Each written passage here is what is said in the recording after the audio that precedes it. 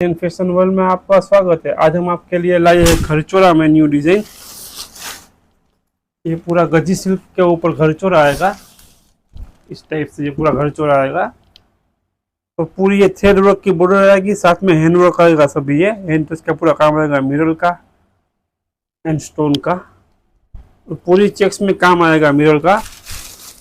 इस टाइप से ये पूरी साड़ी आएगी, घरचोरा की साड़ी।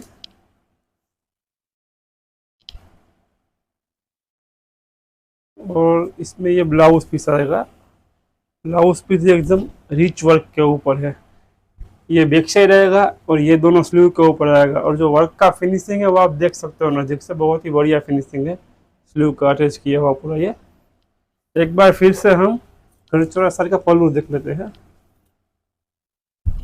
पल्लू भी इसका बहुत यूनिक है, आप देख सकते हो, बहुत ही बढ़िया पल्लू है इसका। Thank you.